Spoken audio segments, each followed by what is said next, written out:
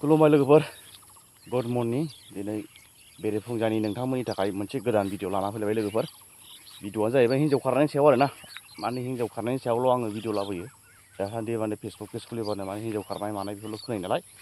दा आं बिनि सोमोन्दै सावरायनो होननानै दिनै नोंथांमोननि गेजेराव नैबे भिडिअखौ लाना फैलायबाय आरो लोगोफोर दा खोब दुखुनि बाथ्रा अखा नायबानो फेसबुक पेज खुलिबानो खालि हिन्जाव खारनाय लोगोफोर हिन्जाव खारनाय आं बुंखाबाय सिगांनिफ्रायनो आजां गाजां बुंबोगासिनो दं गाव गावनि गथ'फोरखौ नोजोर होनायनि सिगां गाव गावनि हिन्जावखौ नोजोर होनानै दिनै माखासे मानसिफ्रा माने आंनि बुंनायखौ माने फोथायाखै आरोना लोगोफोर फोथायाखै दिनै ससियेल मिडियायाव बारानिफ्राय बारा हिन्जाव खारनाया माने बांसिननिफ्राय बांसिन बांबोगासिनो दं लोगोफोर दिनै मा जालांखो मानि थाखाय बेफोरबायदि जाबाय थाखो जोंनि माने समाजावहाय खोब दुखुनि बाथ्रा आरोना लोगोफोर माने माबोरैहाय होबथानो हागोन बेखौ माबोरैहायबा माने बन्द' खालामनो हागोन लोगोफोर दा बेखौ आं माने सानबाय थायो आरोना लोगोफोर दा उन्दै बैसोआव जुलि जानायखौ जुदि होबथानो हादोंबा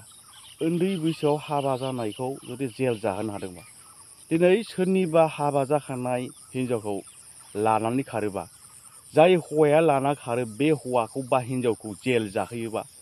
माने एसे खम जागोन बायदि मोनदों आरोना लोगोफोर आङो दा बेफोरबायदि खालामबासो एसे माने बन्द' जागोन नामा बेखौ सानदों आरोना लोगोफोर आङो दुखु मोननो नाङा लोगोफोर बे आंनि साननायलाय आरो लोगोफोर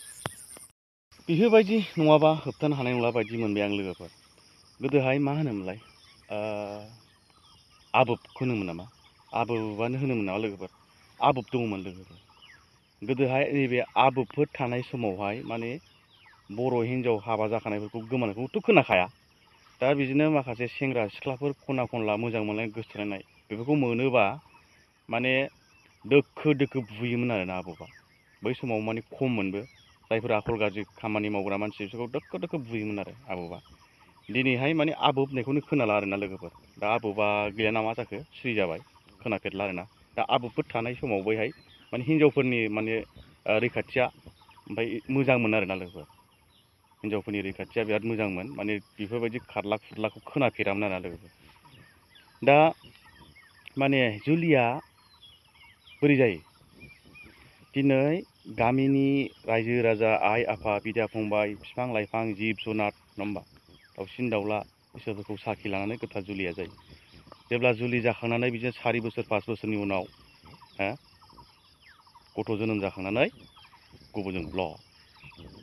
खारो दा दुखुनि बाथ्रा आरोना संसार जाबाय जेब्ला एसे एनै दावराव दावसि गेगे गेंगैया जालायखायो दा बेफोरखौ सानैनि गेजेरावनो सुथरायनायनि गेजेरजों माने मिलायलायनानै थायाबा बेबो अख्राबा बेफोरबायदि जाथाया जालांनो नागिरो आरोना लोगोफोर गिबियावनो नोङो मबाइलनि थाखायबो जादों लोगोफोर मबाइलनि थाखायबो माखासे घटनाफ्रा जादों नैबे आखाइनि मबाइला मोजांबो गाज्रिबो लोगोफोर बावनो मोजां गाज्रि साफा दंजोबो नों बाहायनो रोंबासो रोंबाय बाहायनो रोङाबाथ' खुनु जानला मोनला जागोन आरोना बे मबाइलानो नोंखौ जानला मोनलाबो खालामहोयो गोदाव सोरावबो खालामना होयो जेरै जायनि थाखाय माखासे बर' हिन्जावफ्रा मोसारलाबायनाय खिथु देखायलाबायनाय बिखा सोमावलाबायनाय आं होनदोंना नैबे मबाइला आखाइनि मबाइला लाजिया लाजि रोङा बेयो मबाइला लोगोफोर दिनै फेसबुक पेज खुलिबानो इउटुब पेज खुलिबानो हिन्जावफोरनि ओरै बिखा सोमावनाय बा थाफ्लि सोमावलाबायनाय बारल'लाबायनाय दा बेफोरबायदिल' नुयो आरोना दा माखासे घटनाफ्रा नैबेफोरनि दारैबो जादों लोगोफोर दा ओंखायनो होनदों आङो आखाइनि मबाइला बोरैबाबा मोजां बोरैबाबा गाज्रि लोगोफोर बाहायनो रोंबासो रोंबाय आरो बाहायनो रोङाबाथ' जानला मोनला जायो होनना बुङो दा इसेबां मानि गोलाव भिडिअ खालामला लोगोफोर जेखि जाया माने बर' हिन्जावफोरनि माने सायाव सांग्रांथि गैयै बायदिखौ नुहुरबाय बारानिफ्राय बारा जालांबाय दा बेखायनो गावबा गावनि हिन्जावखौ एसे नोजोर होदो बबावबा थांदों नामा बबावबा फैदों नामा स्कुल दोनलांनायफ्राव एसे खेल लादो होमबा स्कुलाव उन्दै दोनलाङोना दा बेखौ एसे खेल लादो